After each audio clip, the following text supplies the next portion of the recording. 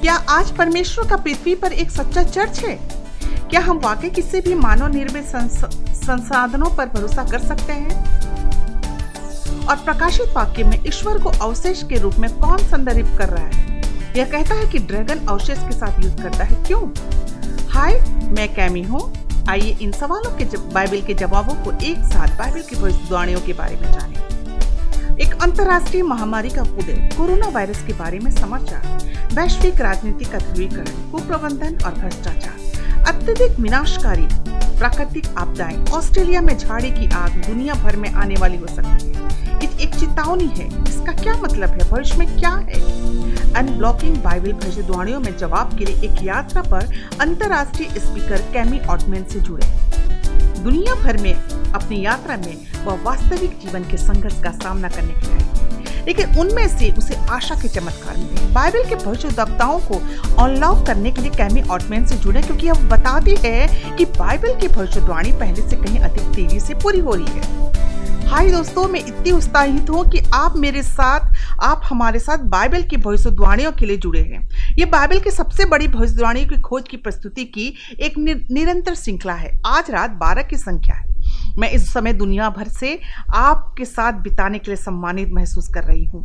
अभी हमें चैट में बताएं कि आप कहाँ से देख रहे हैं। इसके अलावा याद रखें, आप किसी भी पहले प्रोग्राम को awr.org बाइबल पर देख सकते हैं। मैं आपको याद दिलाना चाहती हूँ कि ये विषय एक दूसरे पर आधारित है, इसलिए यह महत्वपूर्ण है कि आप उन्हें प्रत्येक क्रमिक प्रस्तुति के लिए नींव रखने के लिए देखें। शुरू करने से पहले लिंक पर क्लिक करें और हमारे ऑनलाइन बाइबल स्कूल के पंजीकरण करें। भले ही आज रात के बाद हमारे पास केवल 2 और प्रस्तुतियां हों, आप हमारे बाइबल स्कूल के माध्यम से हमें जुड़ सकते हैं। आज रात की प्रस्तुति वास्तव में कल रात के कार्यक्रम की निरंतरता है। जैसा कि हमने आध्यात्मिक बाबुल और उस भ्रम के बारे में सीखा जो उसने पैदा किया था, हम ये भी पढ़ते हैं कि परमेश्वर अब अपने लोगों को बेबीलोन से बाहर बुला रहा है।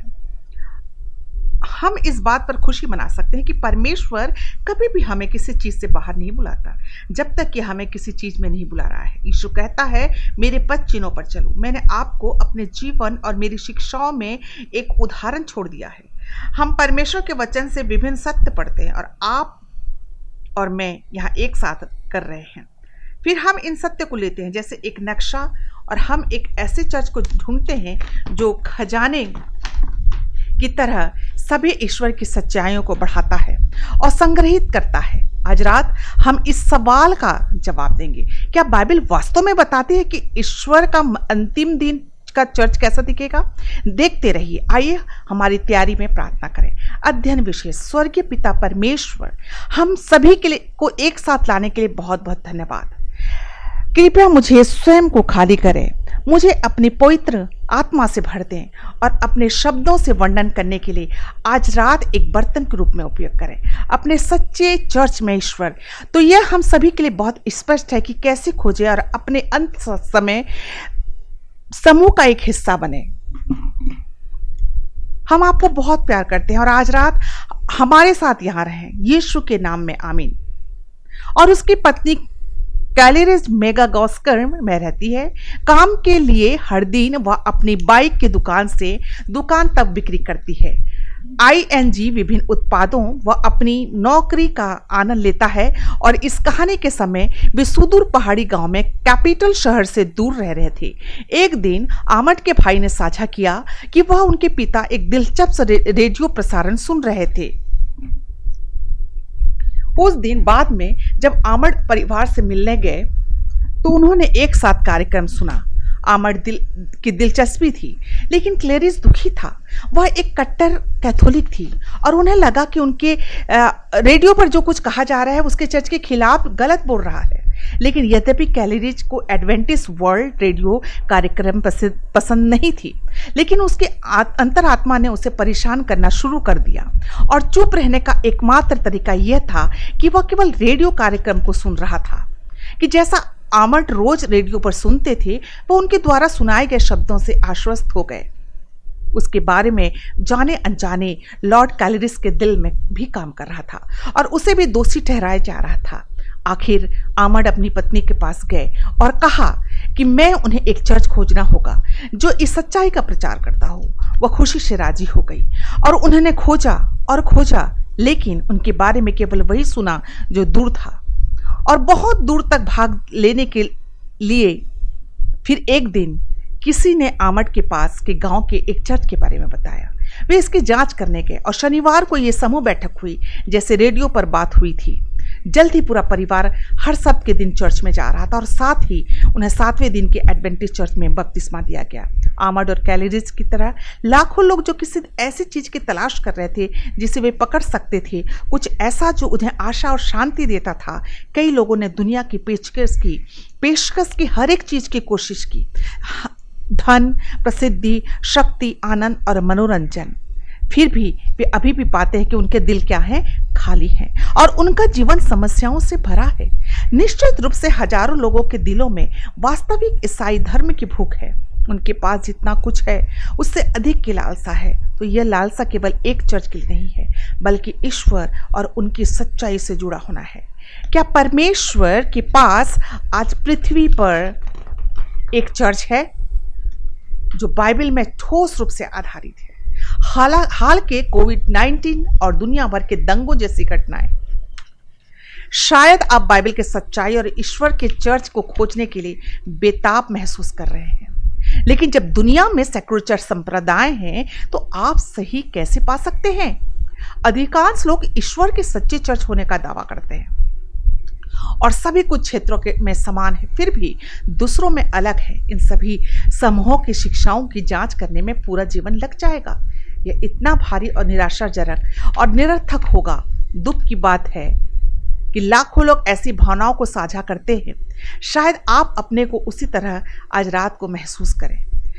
क्या आप जानते हैं कि प्रकाशित वाक्य में परमेश्वर इस अंतिम दिनों के लिए अपने चर्च का स्पष्ट रूप से वर्णन करता है? एक बार जब आप जानते हैं वो क्या कहता है, तो आप आसानी से सभी चर्चों में से उसके असली चर्च का चयन कर सकते हैं, जैसा आप आसानी से अपने देश के झंडे को अन्य सभी झंडों से चुन सकते हैं। आइए हमारे विषय की समीक्षा करें। यदि यह बाइबल में है तो मुझे विश्वास है कि अगर यह बाइबल से असहमत है तो यह मेरे लिए नहीं है। इसमें कोई शक नहीं कि जब लोग रहस्योद्घाटन की पुस्तक का अध्ययन शुरू करते हैं तो शैतान क्या करता है? घबरा जाता है। शैतान घबरा जाता है।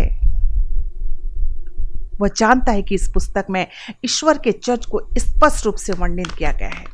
वह अपने अध्ययन पर गंभीर होने से रोकने के लिए हर कल्पनीय युक्ति का उपयोग करता है और सभी ने रहस्योद्घाटन को समझा तो शैतान का राज्य तत्काल संकट में पड़ गया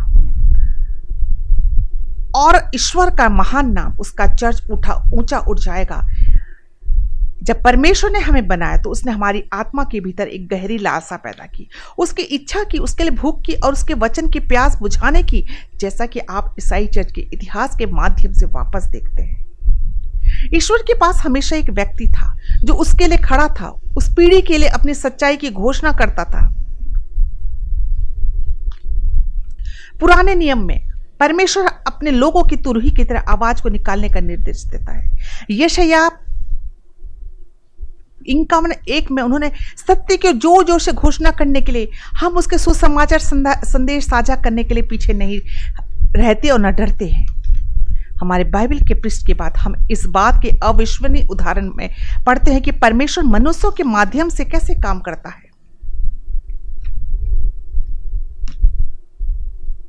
उसे सुनते हैं जब लोग सच्चाई के लिए खड़े होते हैं और प्रभु के नेतृत्व का पालन करने में विश्वास योग्य होते हैं तो उन्हें बहुत पुरस्कृत किया जाता है। आइए एक पसंदीदा जोशुआ की कहानी जेरियो की दीवारें नीचे गिरने पर देखें। यह यशु 6:127 में दर्ज है। यह उदाहरण विशद रूप से प्रदर्शित करता है परमेश्वर की चमत्कारी शक्ति जब उसके लोग उसके दिशा का अनुसरण करते हैं। जोरिको वो जीतने की रणनीति अद्वितीय और ईश्वर द्वारा रखी गई थी। कुंजी यह थी कि यीशु ने पत्र में परमेश्वर के निर्देशों का पालन किया, इसलिए हमें करना चाहिए। जेरिको क्षेत्र में सबसे मजबूत किलों में से एक था। विलासिता के शानदार महल और मंदिर, भूमि पर मूर्ति और मूर्ति पूजा का बोलबाला है। यह सब ईश्वर की अवहेलना थी, इसलिए मसीह यीशु को दिखाई दिया और इस अभेद्य शहर का पर जीत का वादा किया। ईश्वरीय आदेश के सीधे पालन में यहोशू ने सेनाओं पर चढ़ाई की। उन्हें निर्देश दिया गया कोई हमला नहीं किया जाना चाहिए। ईश्वर की योजना ऑपरेशन में सबसे अधिक अप्रशेषित निर्दोष तरीके से उपयोग करना था। उनके तरीके हमेशा सच्चे होते हैं और हमेशा हमारे तरीके नहीं होते। जब लोगों ने आखिरकार चिल्लाया तो विशाल दीवारें तुरंत ढह गई और परमेश्वर की आज्ञाओं के प्रति सदैव विजय प्राप्त हुई। जब हम दुर्गम बाधाओं का सामना करते हैं तो हमें सीखना चाहिए कि हमारी जेरिको जीत केवल तभी वफादार होती है जब हम वफादार होते हैं। ईश्वर के मार्ग और मनुष्य के मार्ग में बहुत अंतर है। एक सैन्य दृष्टिकोण से जेरिको को सरल मार्चिंग और तुरही विस्फोटों के साथ तूफान करना तर्कहीन था। हमें कभी भी ईश्वर के उद्देश्य या निर्देशों पर सवाल उठाने की आवश्यकता नहीं। हमें विश्वास रखना है कि ईश्वर जो कहता है वह करेगा और वह कहता है वह करेगा। यह कहानी खूबसूरती से दर्शाती है कि कैसे ईश्वर अपने हर वादे में निभाते हमेशा है, हमेशा रहेगा। जेरिको की दीवार गिर गई, ईश्वर ने कहा वे करेंगे। परमेश्वर के वादे आज भी हमारे लिए कुछ खास है दोस्तों। वे अत्यधिक महान और आश्चर्यजनक रूप से अनमोल है। हमें केवल ईश्वर की इच्छा में साधन होना चाहिए। जैसे नूह ने सुनी और 120 साल की अवधि में परमेश्वर के निर्देशों का पालन किया। अब यह बहुत धैर्य और समर्पण है।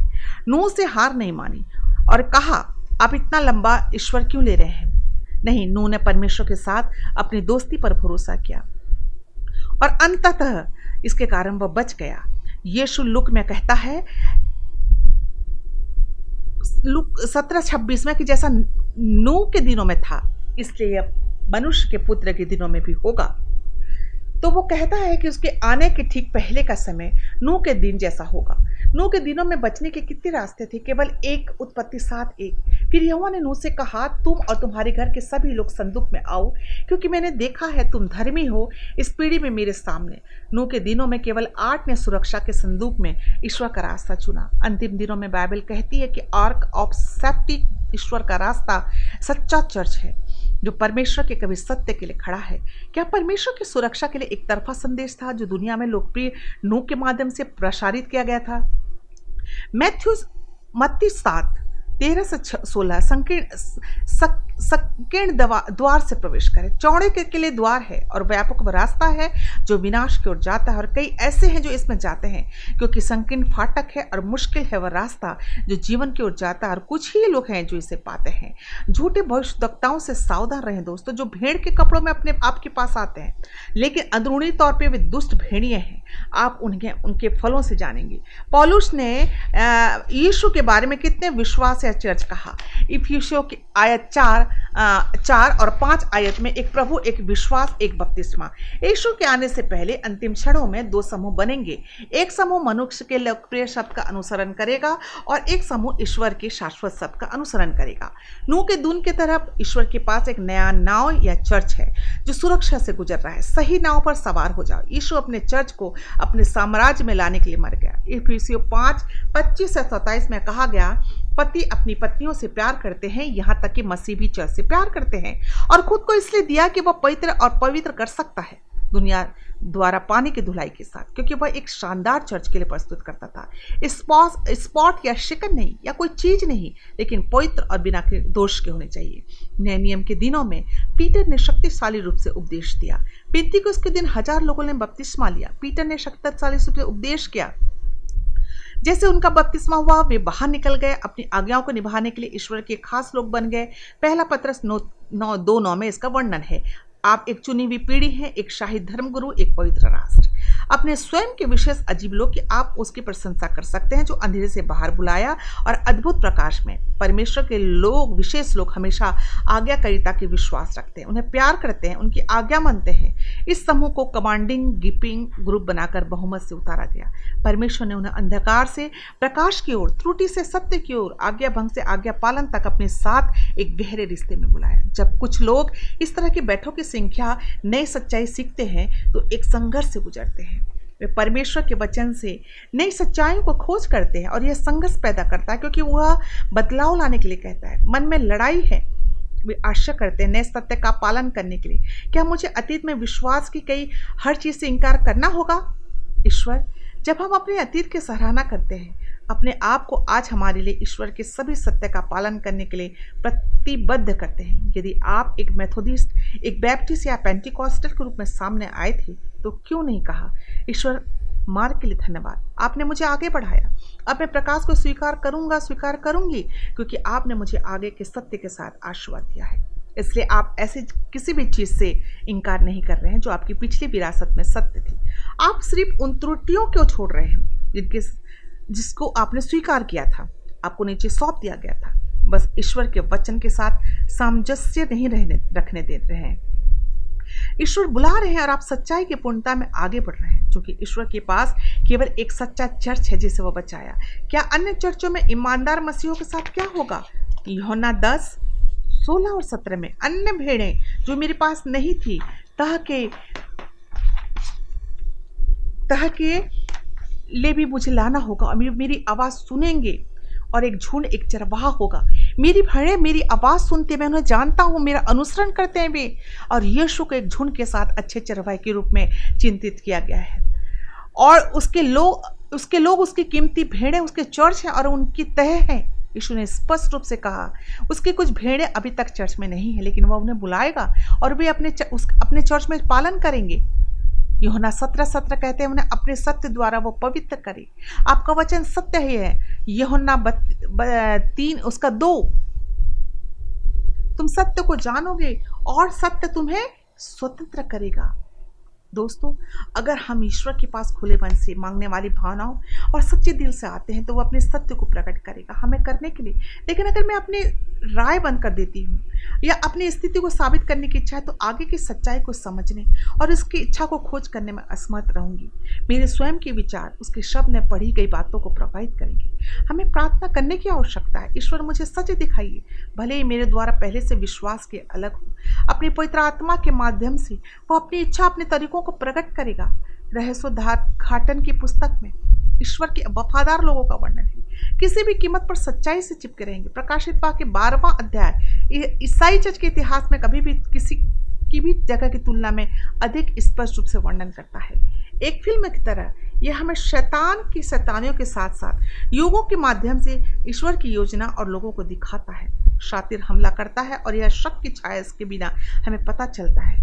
लोगों के इस विशेष समूह की पहचान की विशेषताओं को आज ईश्वर का चर्च कहा जाता है। बाइबल एक महिला का वर्णन करके रहस्योद्घाटन 12 में शुरू होता है।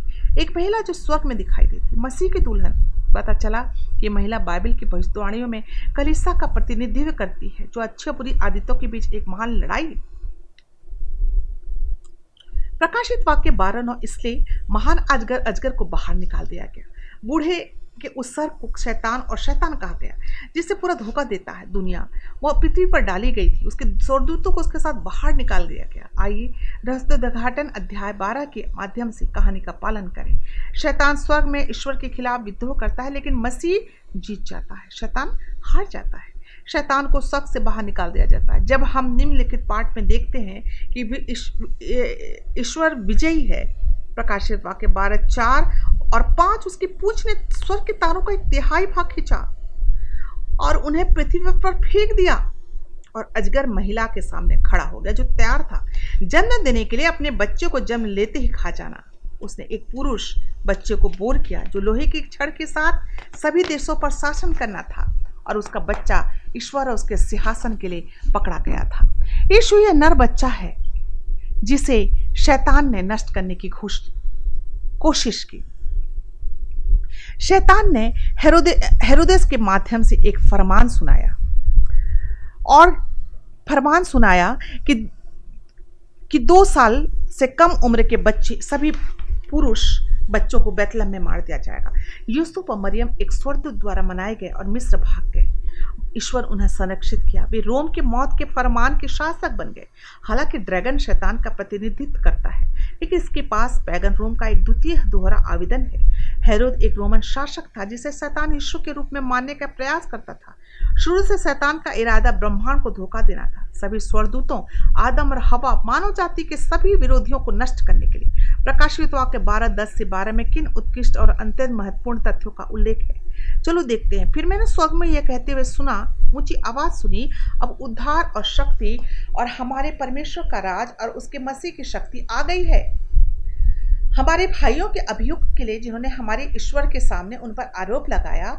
दिन रात नीचे डाली गई और वे उस मेमने के खून से, उनकी गवाही के शब्द के द्वारा, और वे जीवन को मौत से प्यार नहीं करते थे। इसलिए आनंदित हो हे आकाश, और तुम जो उसमें निवास करते हो, पृथ्वी और निवासियों के लिए शोक। शैतान के लिए नीचे आ गया महान क्रोध, क्योंकि वह जानता है उसके पास कम समय है। इसलिए हम अभियुक्त शैतान को देखते हैं नीचे डाला गया। यीशु के मेमने के खून से परमेश्वर का अवशेष खत्म हो गया। शैतान गुस्से में है, उसका समय कम है। यहाँ तक 3 तथ्य स्थापित है। यीशु ने क्रूस पर भाइयों के अभियुक्त को, शैतान को हराया, और हम सभी यीशु के खून से साक्षी द्वारा पार कर सकते हैं। शैतान गुस्से में है, हम उनसे किसी सज्जन की तरह व्यवहार करने की उम्मीद नहीं कर सकते। शैतान कट्टर दुश्मन है। जंगल में वर्षों बाद शैतान उसे नष्ट करने की आशा में यीशु को लुभाने वाली प्रकाश के रूप में दिखाई दिया। मत्ती 4 में मिले इस पूरे अनुभव के माध्यम से मैं प्यार करता हूँ। यीशु कैसे स्थिर रहता है? महिमा की हवा के साथ वो कहते हैं, यह लिखा है, आप अपने ईश्वर की पूजा करेंगे, केवल वो आपकी सेवा करेगा। मुझे शैतान को छोड़ने की आज्ञा दी थी। महान अजगर को फटकारा गया और चुप कराया गया। इस शाही बर्खास्तगी को झेलने के लिए उसके पास शून्य शक्ति। यीशु के पास यह शक्ति और साहस है, क्योंकि वह प्रार्थना के माध्यम से स्वर्गीय पिता से जुड़ा है और शास्त्र को शैतान के खिलाफ अपने ढाल के रूप में उद्धृत करता है। वह हमें एक आदर्श उदाहरण दे रहा है, हमें क्या करने की आवश्यकता है। इफिसियों 6:10-11 में यह कहता है, अंत में प्रभु में और उसकी शक्तिशाली शक्ति में मजबूत बन रहो। ईश्वर के सभी पर डाल दो, ताकि आप शैतान की सब रणनीति के खिलाफ मजबूती से खड़े रह पाएंगे। क्रूस पर शैतान ने मसीह को नष्ट किया, नष्ट करने की कोशिश की, लेकिन हमारे प्रभु यीशु मसीह ने फिर से विजय प्राप्त की। यीशु के अंतिम शब्द हैं, पिता, मेरे हाथों में अपनी आत्मा की सराहना करता हूँ। सब पहाड़ी के रूप से बाहर निकलता है, समाप्त हो जाता है। यीशु विजयी रूप से मर जाता है। गड़गड़ाहट का एक ढेर है। बहुत सूरज बाहर जाने लगता है। अंधेरे लगभग उतनी मोटी जितनी काली उन भूमि पर बसती है जैसे कि पृथ्वी। अंत में सब देखते हैं, ये खड़ा हो सकता है। एक भयानक भूकंप जमी को हिलाता है। यीशु ने अपनी जीत का पूर्वाभास किया। शैतान कभी भी साजिश को मोड़ नहीं सकता था। यूहन्ना 12:31-32 कहता है, अब यह निर्णय है, अब इस दुनिया के राजकुमार शैतान को निकाल दिया जाएगा। अपने दुष्ट सिद्धांतों के साथ दुनिया के शासक को बाहर किया जाना है। वो नीचे जा रहा है। किसकी अच्छी तरह से? कैसे होगा? क्या यह बल के साथ होगा? यह क्या हो सकता है? नहीं। पद 32, प्रभु यीशु मसीह कहते हैं, अगर मुझे पृथ्वी से उठा लिया जाता है, मैं सभी लोगों को अपने पास खींच लूंगा। जब लोग क्रॉस को देखते हैं तो वो एक ऐसे प्यार का सामना करते हैं, उनके दिल को उनके उद्धारकर्ता तक खींचता है। यीशु मजबूर नहीं करता है। आप या आपके साथ छेड़छाड़ करते हैं, आपको धोखा देते हैं, नहीं, वे शैतान के तरीके हैं। यीशु बस आपको पूरी तरीके से प्यार करता है। अपने जीवन को देने से वह युद्ध जीतता है। वह कब्र में चला गया और मृत्यु में से जी उठा, हमारा एकमात्र उद्धार करता। उसके पास केवल कब्र पर अधिकार है। यीशु का उद्धार का मिशन पूरा हो गया। वह स्वर्ग में जाता। यीशु के स्वर्गारोहण के बाद शैतान अब मसीह के अनुयायियों पर अपना प्रकोप करता। उसे अपनी रणनीति बदलनी चाहिए। वे सुसमाचार का संदेश फैलाते हैं तो सभी एक एक शिष्ट का पीछा करते हैं, लेकिन सभी शिष्यों में से एक शहीद हो जाता। लेकिन कोई चिंता नहीं, स्वर्ग में उनका प्रतिफल महान है। जब यहाँ था तब यीशु को नष्ट करने में शैतान असफल रहा। पृथ्वी अपना ध्यान, अपने रोष को बदल दिया और चर्च पर हमला करना जारी रखा, जिसका प्रतिनिधित्व किया सफेद शब्द में शुद्ध महिला। तुम्हें पता है, शैतान न केवल धोखा देता है बल्कि वह पूरी तरीके से नष्ट करने का प्रयास करता है। वह मसीह के अनुयायियों पर अत्याचार करता है और क्रूर हमले करता है। आज शैतान के पास पारिवारिक परेशानियां, व्यसन, अवसाद, अकेलेपन, यहाँ तक कि कुल आत्मविनाश के माध्यम से ईसाइयों को सताने के 1000 तरीके हैं। शैतान उन्हें अपना विश्वास छोड़ने के लिए कहता है, विचलित और इतना व्यस्त रखता है कि ये यीशु के साथ अपने संबंधों के लिए समय ही नहीं बनाते, जो कि जीत के लिए उनकी एकमात्र जीवन रेखा है। कॉन्स्टेंटाइन के दिनों में चर्च और राज्य एकजुट हुई। थोड़ी देर के लिए चर्च के राज्य ने पक्ष असमानता लोकप्रियता का आनंद लिया। जैसे ही चर्च और राज्य ने हाथ मिलाया, शैतान ने हमला किया और ईश्वर के सच्चे विश्वासियों को जमकर सताया। रहस्योद्घाटन 12:6 में ये बताता है, फिर मैंने महिला भगवान ईश्वर का चर्च जंगल में भाग गया, जहां उसके ईश्वर द्वारा तैयार की गई जगह है। वे उसे उस दिन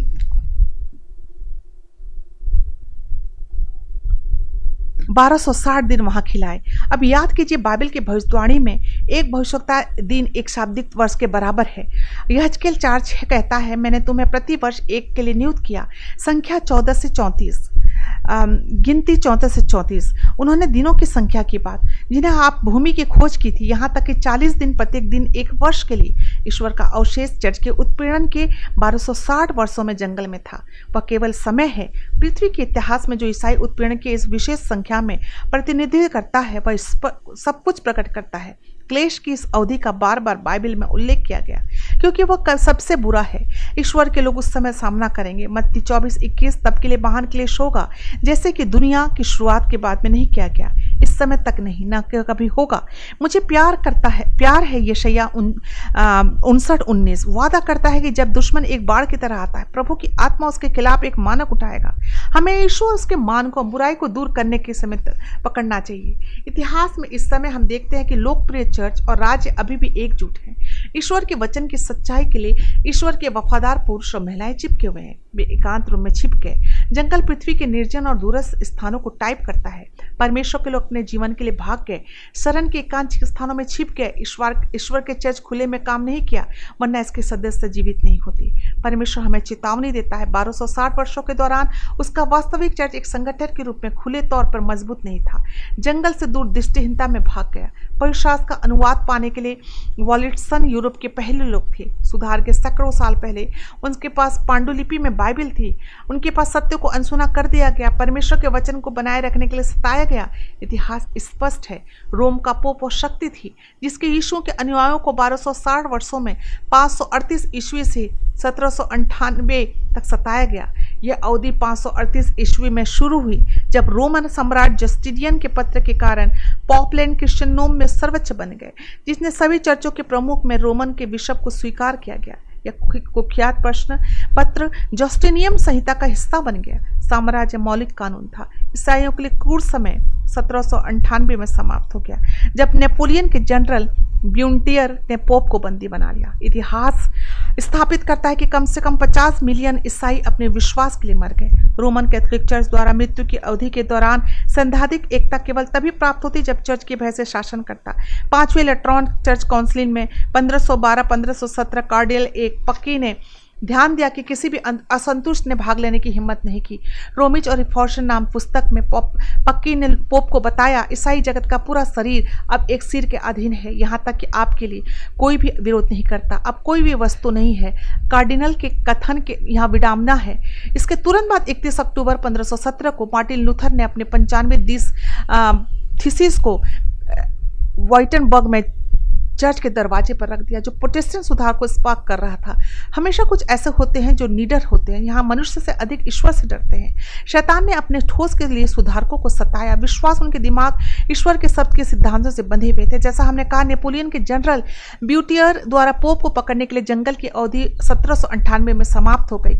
भविष्यवाणी आकर्षित हो गए। जानते हैं ईश्वर उठेंगे। उनके अंतिम समय के लोग 1798 के कुछ समय बाद, यह नोट करना महत्वपूर्ण है दोस्तों, क्योंकि यह स्पष्ट करने में मदद करता है अवशेष चर्च आज कौन है।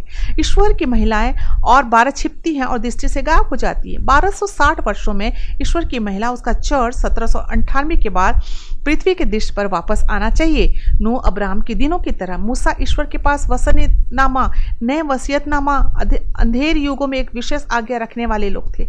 यह तार्किक समझ में आता है कि दुनिया के अंतिम दिनों में उनके अनुयायी उनका चर्च होगा। परमेश्वर के अंतिम दिनों के लोगों की पहचान के बारे में प्रकाशित वाक्य 12:17 में पाया गया।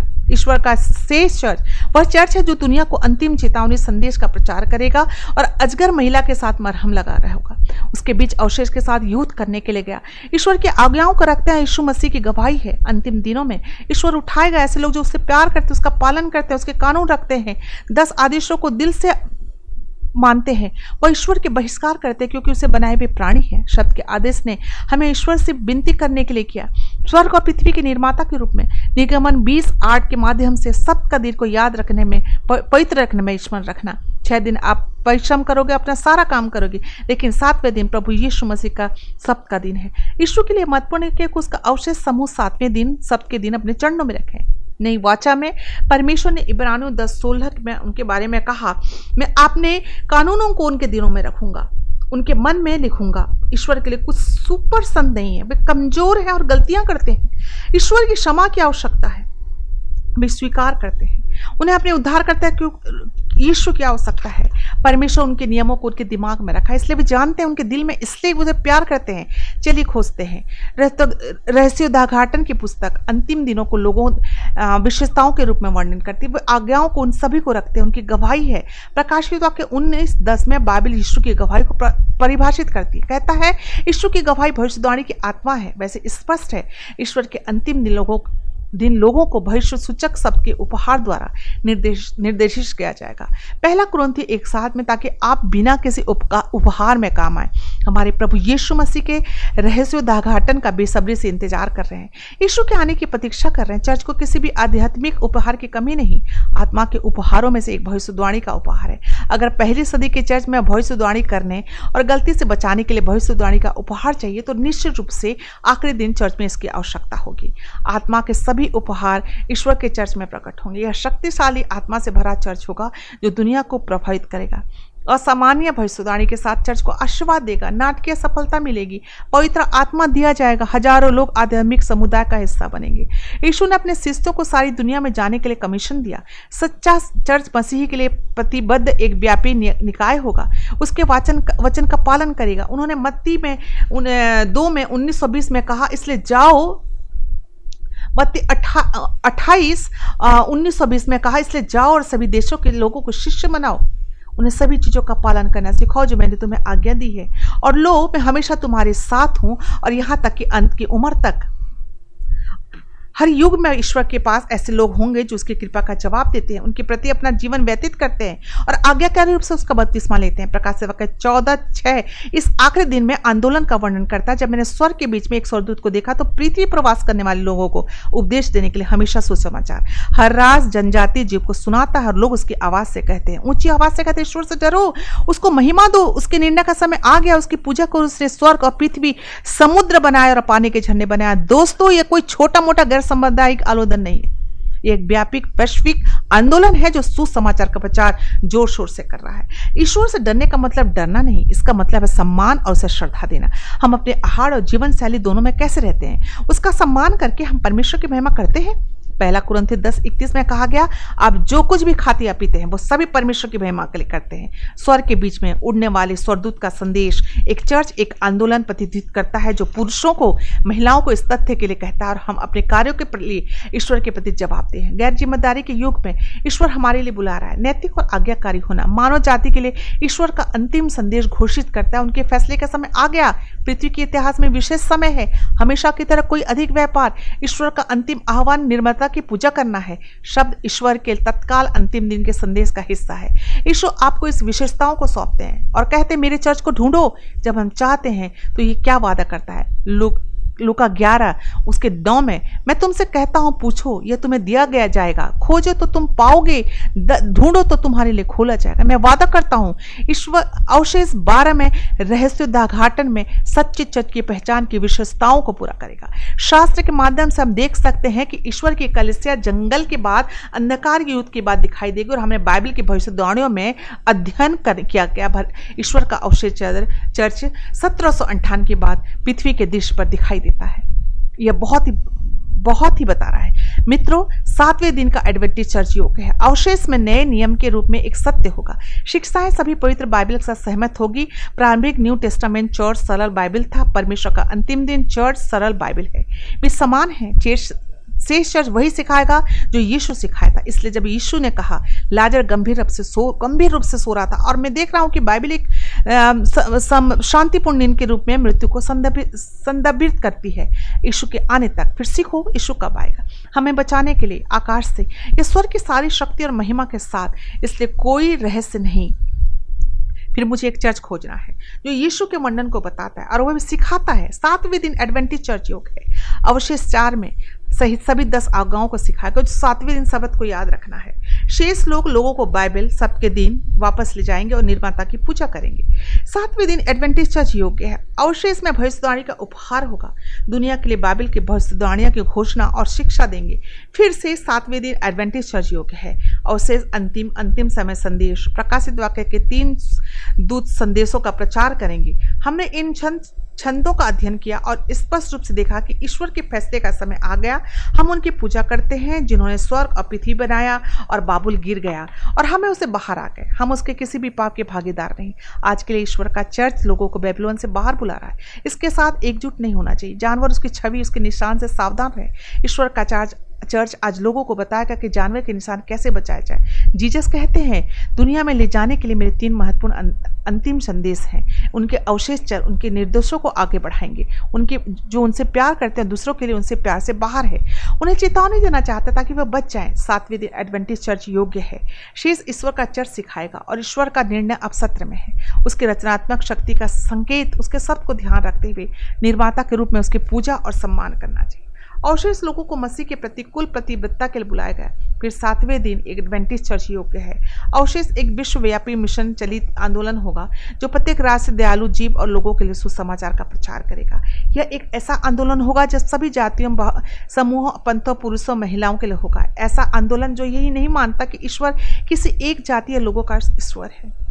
7वें दिन का एडवेंटिस्ट चर्च दुनिया का सबसे बड़ा अंतर्राष्ट्रीय प्रोटेस्टेंट मिशन आंदोलन जो संयुक्त राष्ट्र द्वारा सूचीबद्ध 237 देशों और क्षेत्रों में 215 से अधिक स्थापित है। तो 7th एडवेंटिस्ट चर्च योग्य अवशेष यह सिखाएगा उद्धार केवल ईसा मसीह के माध्यम से है। हमेशा के लिए सुसमाचार और सच्चा प्रकाशित वाक्य 12:11 पर जोड़ देगा और मेमने के खून से आगे निकल गए। परमेश्वर के अंतिम दिन लोग पाप के अतिरिक्त है गुरु यीशु की तरह बन जाते हैं। ईश्वर का चर्च यह स्पष्ट कर देगा कि मुक्ति और धार्मिकता केवल यीशु मसीह के विश्वास से आती है। 7वें दिन एडवेंटिस्ट चर्च योग्य और बाइबल हमें सिखाती है कि रेमंड मसीह में कैसे जीवित रहता है। स्वस्थ मन और शरीर बनाए रहेगा। अवशेष लोगों को संपूर्ण स्वास्थ्य की देखभाल करने के लिए प्रोत्साहित करेगा। शरीर को ईश्वर के मंदिर की तरह व्यवहार करेगा। शरीर और मस्तिष्क दोनों के समय कल्याण को बढ़ावा देने के लिए ईसाई सकारात्मक दृष्टिकोण को अनुसरण करेगा। हम चुन सकते हैं हम किस तरह रवैया रखें। यह मुझे एक सरल चित्रण की याद दिलाता है। मुझे एक मूल्य निवासी ने पोते से कहा, मेरे बेटे सभी के अंदर 2 भेड़ियों के बीच की लड़ाई है। एक बुराई यह क्रोध ईर्ष्या लालच हिंसा आक्रोश झूठ अहंकार और प्रतिनिधित्व करता है, जबकि दूसरा अच्छा का प्रतिनिधित्व करता है। यह शांति प्रेम आनंद आशा विनम्रता दया सहानुभूति और सच्चाई है। छोटे लड़के ने अपना सिर हाथों पे रखा और कुछ देर तक उसके बारे में सोचा। फिर उसने पूछा, दादा कौन सा भेड़िया जीतता है? बूढ़े आदमी ने चुपचाप एक गंभीर चेहरे के साथ जवाब दिया, आप जिस बेटे को खिलाते हैं वह जिसे आप खिलाते हैं। 7वें दिन एडवेंटिस्ट चर्च में एक सुंदर बाइबल स्वास्थ्य संदेश था। फिर से वह योग्य दिन। नूह के दिनों में ईश्वर ने क्या किया था? सभी मानवता के लिए अनूठा संदेश था। नूह ने पुरुषों और महिलाओं को सुरक्षा से संदूक के प्रवेश करने की अपील की।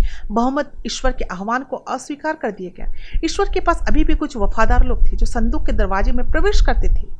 वफादार जनता से दूर चला गया, लोकप्रिय जनता से दूर चला गया। विश्वास में एक कदम उठाने संदूक में जाने के लिए कॉल था। आज ईश्वर को मानने उसकी सुरक्षा के संदूक उसके चर्च में आने का आह्वान है। नूह ने उपदेश किया, अपने पापों का पश्चाताप करो, दुनिया से बाहर आओ, संदूक में जाओ। निर्णय आ रहा है, अंत हम पर है। अवशेष चर्च प्रचार कर रहा है, अपने पापों का पश्चाताप करो, बाबुल से बाहर आओ, दौड़ो, अरक सच्चे चर्च में जाओ। निर्णय हम पर है, यीशु आ रहा है। 7वें दिन का एडवेंटिस्ट आंदोलन केवल चर्च है जो ईश्वर के अंतिम समय के संदेश उनके 3 स्वर्गदूतों के संदेश को फैलाने वाला है। पूर्ण रूप से सदा के लिए सुसमाचार जानवरों की निशानी ईश्वर को बुला रहा है। बेबीलोन से बाहर के बच्चे पूरी दुनिया में दोस्तों पूरी दुनिया में यीशु हमें प्यार करने के लिए आज्ञा देता है। शैतान आसन क़यामत के संकेत देखता है और वर्तमान में उसके माध्यम से सभी दुनिया की वफादारी हासिल करने के लिए अपना धक्का दे रहा है। एजेंडो रहस्योद्घाटन के जानवर 13 इतना है कि लगभग सभी दुनिया जानवर के बारे में सोच रहा है। शैतान बहुत पसंद करेंगे कि ईश्वर इस ग्रह पर कोई क्षेत्र नहीं बचा। यीशु को वापस लौटने और बचाव करने का अधिकार न है। हमें परमेश्वर के सभी सत्य के लिए खड़े होना चाहिए जैसे नूह ने किया। भले हम अविश्वासी द्वारा हंसे मजाक उड़ाए जाएं, ईश्वर के अवशेष के रूप में हमें प्रार्थना बाइबल अध्ययन दूसरों की गवाही देते हुए जीना चाहिए। विश्वासियों की पीढ़ी जो शर्मिंदा नहीं है। 3 स्वर्गदूत के संदेश जो सभी के ऊपर ईश्वर ईश्वर के पवित्र शब्द पर खड़े होंगे। हमें ऐसी पीढ़ी की आवश्यकता है जो मुक्ति का उद्घोष करे। केवल यीशु नाम में हमें प्रार्थना में शक्ति को बेहतर ढंग से समझने की आवश्यकता है। यह युद्ध का एक कार्य है। यीशु के साथ हमारा संचार हमारा कवच है, हमारी ढाल है। इस महान विवाद की लड़ाई में हमें प्रार्थना घुटनों पर लड़ना सीखना होगा। यीशु के साथ हमारे व्यक्तिगत संबंध होने चाहिए, जानते हुए आगे आने वाले परीक्षणों के माध्यम से हमारी मदद करेगा। हमें यीशु का प्रतिनिधित्व करने के लिए पूरी कोशिश करनी चाहिए और उद्धार के शब्दों को अभी दूसरों के साथ साझा करना चाहिए। नूह के दिनों की तरह लोगों को समझाना चाहिए कि केवल दो विकल्प हैं, या तो ईश्वर के रास्तों को चुनना या सुरक्षा के संदूक में जाना, या लोकप्रिय मैन का रास्ता चुने अनंत विनाश के लिए बह जाना। लोगों के इन दो विकल्पों बाइबल का मनुष्य की परंपरा समझ ली जाइए। यह अच्छाई बनाम बुराई की लड़ाई है। बाइबल बताती है कि कौन जीतता है। राजा यीशु उत्पत्ति से लेकर रहस्योद्घाटन तक ईश्वर के पास केवल मानवता का छोटा प्रतिशत है। इसके बारे में सोचो, एक छोटा अवशेष जो पूरी तरह से पूरी ईमानदारी से उसकी आज्ञाओं का पालन करता है। इस पर विचार करें। नूह ने अल्पसंख्यक रूप से इस संदूक में प्रवेश किया। उन्होंने बहुमत के रूप में संदूक को छोड़ दिया। हमारे यीशु मुफ्त उपहार के विषय में अपनी अतुलनीय शक्ति प्रदान करता है। यीशु की शक्ति से हम असफल नहीं हो सकते। शैतान के गुस्से से हमें प्रभावित होने की जरूरत नहीं। वह पहले से एक पराजित दुश्मन है। वह स्वर्ग में यीशु से युद्ध में हार गया और बाहर निकल गया। वह क्रूस पर यीशु द्वारा पराजित किया गया, अपना प्रभुत्व खो दिया।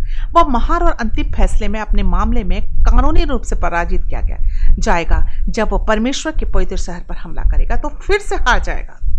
ध्यान रखिए, जब वो परमेश्वर के पवित्र शहर पर हमला करेगा तो वो फिर से हार जाएगा। अंत में वह आग की झील में पृथ्वी के चेहरे से दाग जाने की हार का सामना करता है। इससे पहले कि वह अपने भाग्य को झेलता, ईश्वर का दुश्मन दुनिया को चेतावनी नहीं देना चाहता। शैतान बुखार से दीवारें बनाता है और सुसमाचार फैलाने के रास्ते में बाधाएं डालता है। मित्रों, सुनिश्चित करें कि कोई भी आपको श्रृंखला के दौरान आपकी बाइबल में भाग लेने और सीखने से नहीं रुकता। शैतान एक दहाड़ते हुए शेर की तरह है। यह उसका समय कम है। वह हमें हर तरह से हतोत्साहित करने के लिए कोशिश करता है, लेकिन ये बाधाएं रुकावटें नीचे गिरती हैं, ठीक वैसे जैसे जरीको की दीवारों पर होती है। जब हम यीशु की शक्ति का आह्वान करते हैं, मेरे मित्रों, ईश्वर के साथ आपके नेता के रूप में कोई दीवारें नहीं है, कोई सीमा नहीं है और ना कोई सीमा जिससे वो मदद नहीं करता। मेरे दोस्तों, हम जानते हैं कि केवल एक ही सही मसीह क्रूस पर चढ़ाया गया, एक खाली मकबरा, एक रिडाइमर। वह जल्द वापस आ रहा है। केवल ईश्वर को प्रसन्न करने के लिए, ईश्वर की शक्ति को पतला करने के लिए मत लग जाओ। अब प्लेस्टेंट का समय नहीं है, समय करीब आ रहा है जब आखिरी तुरी फूक बुझने लगेगी, जब कोई और नहीं होगा। लोग इस सच्चाई पर तरस खाते हैं कि वे अपने पूरे दिल पर भरोसा रख सकते हैं। उन्हें जानने की जरूरत है कि अपने अनंत जीवन को यीशु पर ही बांध सकते हैं। आइए हम अपने राजा से शर्मिंदा न हो या अजीबोगरीब होने के बारे में चिंतित हो। प्रत्येक व्यक्ति जो ईश्वर को अपने जीवन का शासक बनाता है उसे अजीबोगरीब माना जाएगा, लेकिन यह वह विश्वास है जिसकी हमें जरूरत है। यह वह अनुभव है जो हमारे पास होना चाहिए। हमें दुनिया से अलग होना चाहिए, और अगर हम स्वर्ग के उत्तराधिकारी ईश्वर के पुत्र पुत्रियां हैं तो अलग होना चाहिए। सभी युगों से ईश्वर के पास नैतिक नायक थे, और अब उनके पास है जोशुआ, अब उनके पास है डैनियल, अब उनके पास है एलिया जैसे लोगों को उसके अजीबोगरीब होने पर शर्म नहीं आती। मेरे दोस्तों, जो लोग इस अंतिम दिनों में यीशु के लिए खड़े हैं, वो स्वर्ग की अदालतों में आपके लिए खड़े होंगे। Command keeping seventh day Adventist आंदोलन एकमात्र चर्च है जो ईश्वर के अंत समय के संदेश को पूरी दुनिया में फैला रहा है। जैसे यीशु हमें करने के लिए आदेश देते हैं, हमें परमेश्वर के सभी सत्य के लिए खड़े होना चाहिए। उनके शेष लोगों के रूप में हमें प्रार्थना, बाइबल अध्ययन और दूसरों की गवाही का जीवन जीना चाहिए। हमें उन विश्वासियों की पीढ़ी बनने की आवश्यकता है जो इस पुस्तक के लिए शर्मिंदा नहीं हैं। हमें विश्वासियों की सेना बनने की आवश्यकता है जो गुनगुना होने से नफरत करते हैं और सभी के ऊपर ईश्वर के पवित्र शब्द पर खड़े होंगे। हमें प्रार्थना में अविश्वसनीय शक्ति को समझने की आवश्यकता है। ग्रेट कंट्रोवर्सी की लड़ाई में प्रभु यीशु मसीह के साथ हमारा संवाद, हमारा कवच, हमारी ढाल है। यीशु आपको हमेशा की तरह आपकी चाहते हैं। यीशु आपको हमेशा की तरह आपकी चाहते हैं। क्या आप उसे उसके तरह से चाहते हैं? सवाल हमारे पास ये है। यीशु आपको हमेशा की तरह आपकी चाहते हैं। क्या आप उसे उसके तरीके से चाहते हैं? क्या यह इच्छा है आज्ञा पालन ईसाई? क्या आप लंबे समय तक परमेश्वर के अंत समय के अवशेष के साथ एकजुट होना चाहते हैं? क्या आपकी इच्छा है कि आज्ञा का पालन करने के लिए? क्या आप उसे उसी तरीके से चाहते हैं जैसा वो हमेशा की तरह आपकी चाहता है? क्या आप लंबे समय तक परमेश्वर के अंत समय के अवशेष के साथ एकजुट होना चाहते हैं? दोस्तों, क्या आप बपतिस्मा लेने के बारे में सोच रहे हैं? क्या आप बपतिस्मा लेने के बारे में सोच रहे हैं? यदि आप उनमें से किसी भी प्रश्न का उत्तर देते हैं तो कृपया नीचे क्लिक करें और उत्तर दें। यीशु जल्द आ रहा है। वो आपके साथ अनंत काल बिताने की इच्छा रखता है। जैसा कि मैंने पहले बताया कि प्रत्येक व्यक्ति जो ईश्वर को अपने जीवन का शासक बनाता है उसे अजीबोगरीब माना जाएगा। यदि आप में से किसी भी प्रश्न का उत्तर देते हैं तो कृपया आप नीचे क्लिक करें और उत्तर दें। मैं फिर से आपको बताना चाहती हूं कि जो व्यक्ति ईश्वर को अपने जीवन का शासक बनाता है उसे अजीबोगरीब माना जाएगा। लेकिन यह वह विश्वास है जिसे हमें जरूरत है, यह वो अनुभव है जो हमारे पास होना चाहिए। हमें दुनिया से अलग होना चाहिए और अगर हम स्वर्ग के अधिकारी ईश्वर के पुत्र पुत्रियां हैं तो अलग होना चाहिए। सभी युगों से ईश्वर के पास नैतिक नायक थे, उनके पास थे। ग्रेट कंट्रोवर्सी की लड़ाई में प्रभु यीशु मसीह के साथ हमारा संवाद, हमारा कवच, हमारी ढाल है। दोस्तों, क्या आज आप बपतिस्मा लेने के बारे में सोच रहे हैं? यदि आप उनमें से किसी भी प्रश्न का जवाब देते हैं तो कृपया नीचे क्लिक करें और उत्तर दें। यीशु जल्द ही आ रहा है। वो आपके साथ अनंत काल बिताने की इच्छा रखता है। मुझे आपके लिए प्रार्थना करने दें। स्वर्गीय पिता, धन्यवाद ईश्वर कि आप हमें चाहते हैं और आप हमारे बेहोश रोते सुनते हैं। यहाँ तक कि आपके नाम यीशु के काना फुसी पर आप हमें अंधेरे स्थान से बचाव के लिए एक सेना भेजते। हमें अपने सच में लीड करें, हमें हाथ में ले जाएं और आपके नक्शे कदम पर चलते हैं। हमें शक्ति प्रदान करें प्रभु, बाहर के दबावों को कम करने या समझौता करने के लिए नहीं, बल्कि हमारे दोषी दिलों में दृढ़ करें।